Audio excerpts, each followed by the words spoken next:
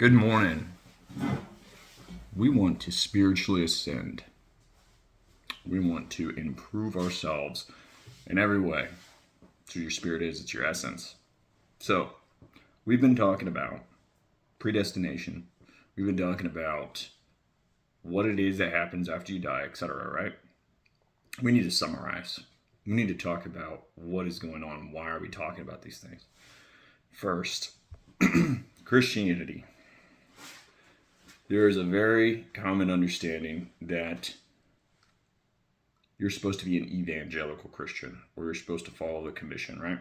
Now, look, I was born and raised this way. I do not really follow this stuff anymore, but I have an abundance of knowledge about Christianity because I spent probably 20 years reading the Bible. Okay, so it's very important stuff to understand this. It's even if you're not a Christian, right? First, you're supposed to be an evangelical. You're supposed to follow the Great Commission. You're supposed to go out and you're supposed to save people, right, from their sins. And there's this idea of getting saved, etc., right? Well, to summarize very clearly, that is not how it works biblically or theologically. What happens is you are predestined. You are selected. You are picked. You are the person that God wants, right? So that is very against the business model of the church. It's very hard to get people to come to church if there's no hell that they should be afraid of, right? Now, the next thing, right? A lot of Christians, they have guilt. They have strong shame and fear. Constant, right? Because they are put in this precarious position of you're saved by Jesus, right? And you are going to go to heaven, but by a tree you shall know their fruits. It's not just that you accepted him, right? It's that you have to have your actions correct too, right? But on the same hand, this is great, you also cannot do anything because you're a sinner and there's nothing good enough that you can do to get in heaven. So it's this weird dance of constant, asking for forgiveness and recommitting, and it's this thing where you literally beat yourself up all the time if you take it serious. Most Christians do not take it serious. Most are faking, and they actually don't think about it very much at all. But here's the thing. Once you read the Bible for yourself and you don't follow the evangelical model, you then start to realize that with predestination, you actually don't have a say in it at all. And going to heaven or hell becomes a lot less merit-based, or that you're going to be judged for it, for your actions that you have control over. And it becomes more like you're seeing it as just dying, right? There's nothing you can do about it. It's out of your control. What will happen, and you hope for the best, right? Just like when it comes to, your physical body, you would be interested in, well, if I just eat healthy and I exercise and all these things, then, I'll probably live a long life, right? And don't, cross the street without looking both ways, etc. So anyway, moving on though. That summarizes the last couple videos I kind of did, right? Now, you've now came to a point where you have dissolved your fear of death, right? And this is a very powerful thing if you can use it in life. I used to disagree with this idea that you should fear death because death will compel you, right, to perform. That is not the case, because what's happening is you are tensing up. You are in a constant state of just anxiety, and it's like driving a car with the brakes on, right? You want to be like free willy. You don't want to have the fear of death. You want to accept death, right? So the same applies with hell or heaven. You have to just accept what will happen, okay? So we're moving on to the next step, and that is with your understanding of predestination. And look, this applies not just to Christianity, it spreads into other religions as well. I'm not as well versed in those religions. I would like to be. But here's what happens. Once you assume the salvation, or you just assume that whatever happened will happen, which is really, if you think about it, it's fine. Because there's nothing you can do about it anyway, right? There's nothing you can do. You're predestined. So you might as well assume you will be saved, right? When that happens, your mind shift and your paradigms will change. Your mindset and your paradigms will shift. How will this happen? Why will this happen? This is interesting. The Bible actually insinuates this. You will start becoming heavenly minded, right? You will start thinking not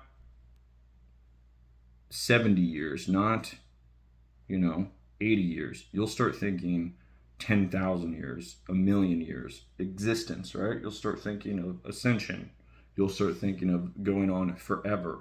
And not in the sense of, I will just enjoy my existence, party, and have fun, but I am actually going to have a mission, or I'm going to have a purpose.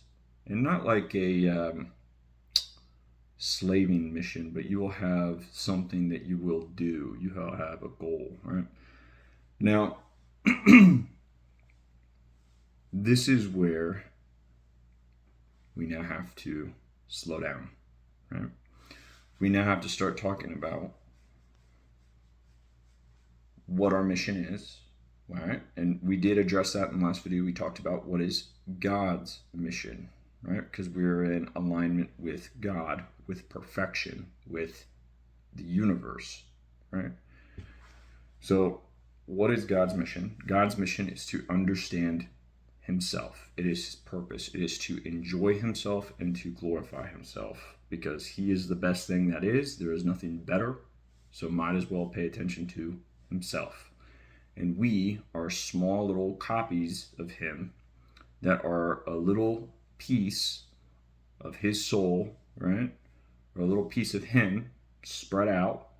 And he takes each one and holds us in his hand, and he examines us, and he's examining himself. And like vice versa, we are little, pieces of him that are looking at him, and we are trying to study and probe him and understand what he is, and then send that information back to him as a feedback. It's almost like a giant simulation that's, scanning for an answer or something like that, right? Okay, so that is our mission, right? To understand God. What does that mean? Well, look, when you say understand God, what you're really saying is understand everything. Or we're trying to broaden consciousness. And this is where the Eastern philosophy and religions say what you're doing is you're trying to become one with the universe, or you're trying to reconnect to the original. And some people talk about, this stuff. All right, now this is where it gets very cool. Okay, we've recovered everything. We understand what we're doing. Okay, how do we do that? All right. This comes from the framework of heaven and hell, pain and pleasure, good and bad, duality, polarity, whatever you're going to talk about. How do we ascend? Because, in this framework, you very literally can become a higher level being. You could become like some type of, demigod, or some type of, almost on level with like an angel or something, right? You have to follow the path that's set out in front of you. Wide is the gate that leads into hell. Narrow is the path that leads onto heaven. How do you follow this path, right? You have to use your ability to speak to God. And you have to live in action. Okay, what does that mean? Okay, you have to be able to understand evil and you have to be able to understand good. Now, the way you begin is you first try to reach out to God. How do you do that? One, you need to increase in understanding, right? You need to read. I don't care what it is. It could be the Bible, the Vedas. It could be, Islamic religion. It could be whatever you want, right? Start by trying to increase your understanding, right? Next, you need to learn how to meditate. What is that? Well, you need to be able to think quietly and ponder on an idea for prolonged periods of time, and you need to become sensitive to your feelings and emotions during that time, right? This is this is an 11-minute video. I don't have enough time to explain all this. I can go on and on and on.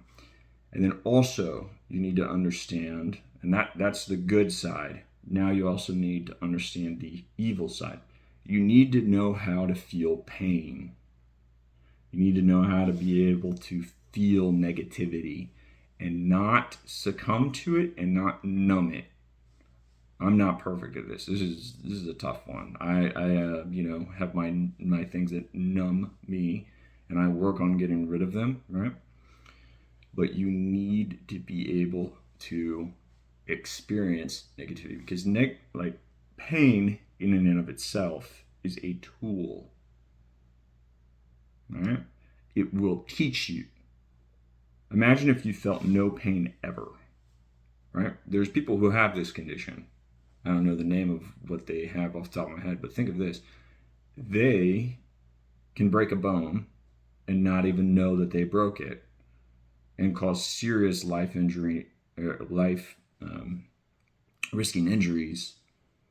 And because they feel no pain, they have a problem that they can't solve, right? You need to have pain. I don't like to say that because, it kind of scares me because now it's like I'm admitting that I'm going to have to feel pain. But, it's how it goes. So this is the basics to ascending, right? You need to know these things.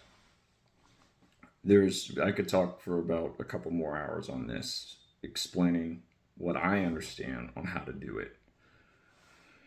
And just some of the other stuff. But hey, look, I think this is a good basis. I summarized some of my last videos. I tried to make it a little more coherent for people.